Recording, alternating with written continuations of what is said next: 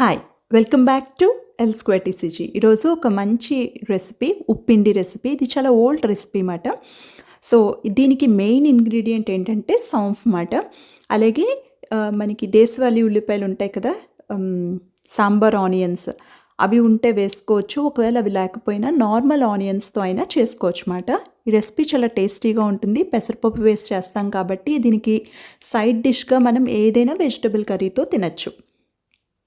So, ఈ రెసిపీకి మనం 2 వంతుల బియ్యానికి 1 వంతు మాత్రమే పప్పు వేస్తాం. పెసరపప్పు వేస్తాం మాట. So, 2 parts rice, 1 part moong dal మాట. సో, ఇక్కడ నేను చిన్న గ్లాస్‌తో 2 గ్లాసులు తీసుకున్నాను. అది 200 గ్రామ్స్ రైస్, అలాగే 100 గ్రామ్స్ పెసరపప్పు. టోటల్‌గా 300 గ్రామ్స్ మాట. ఇది మనం వాష్ చేసి పెట్టుకోవచ్చు, లేకపోతే అలాగే వాష్ చేయకుండా కూడా మనం రెసిపీలో యూస్ చేసుకోవచ్చు. సో, నేను 300 గ్రామ్స్‌కి ఒక ఫుల్ టీ స్పూను సోంఫు, ఒక చిన్న దాల్చిన చెక్క, 4 మాత్రమే లవంగాలు. ఇవి మనం కోర్స్‌గా గ్రైండ్ చేసుకోవాలి, ఫైన్‌గా పౌడర్‌గా వద్దు.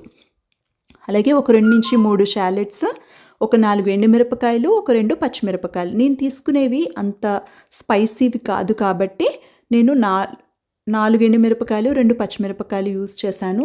మీ పచ్చిమిరపకాయలు, ఎండుమిరపకాయలు స్పైస్ బట్టి యాడ్ చేసుకోవచ్చు మాట. ముందుగా ఆయిల్ యాడ్ చేసుకొని ఫస్ట్ షాలెట్స్, అలాగే ఎండుమిరపకాయలు, పచ్చిమిరపకాయలు 2 వేసేయాలి. మనకి ఈ చిన్న ఉల్లిపాయలు చాలా ఫాస్ట్‌గా వేగిపోతాయి మాట. ఒక్క నిమిషంలో చక్కగా వేగిపోతాయి. వేగిపోయిన తర్వాత మనము ఇలా కోర్స్‌గా పొడి చేసి పెట్టుకున్న ఈ సౌంఫ్ కూడా వేసేసుకోవాలి. వేసిన తర్వాత జస్ట్ ఒక అర నిమిషం వేగితే చాలు. ఇప్పుడు ఇందులో పెసరపప్పు, బియ్యం 2 కలిపి నేను వేసేస్తున్నాను. నేనైతే ఇక్కడ కడగకుండా వేస్తున్నాను. మనం కడిగి కూడా వేసుకోవచ్చు, ఆప్షనల్. నేను ఒక్కొక్కసారి కడగకుండా వేస్తాను, ఒక్కొక్కసారి కడిగి వేస్తాను అన్నమాట. ఒక్క 2 నిమిషాలు వేగితే సరిపోతుంది.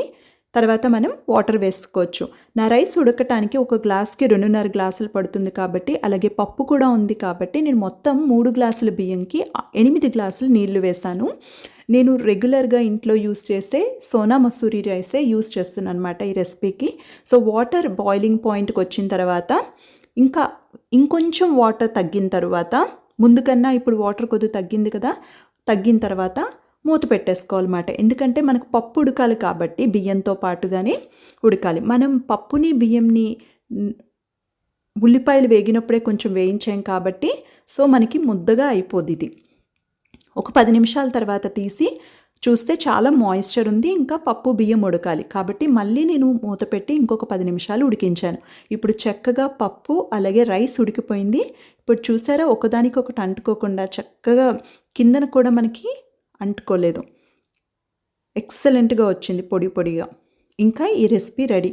మనం ఏదైనా కూరతో సైడ్ డిష్గా పెట్టుకొని చక్కగా సర్వ్ చేసుకోవచ్చు. ఒక చక్కని టేస్టీ అయిన రెసిపీ, ఈ ఉప్పిండి రెసిపీ. నచ్చితే ట్రై చేయండి. Thank you so much for watching.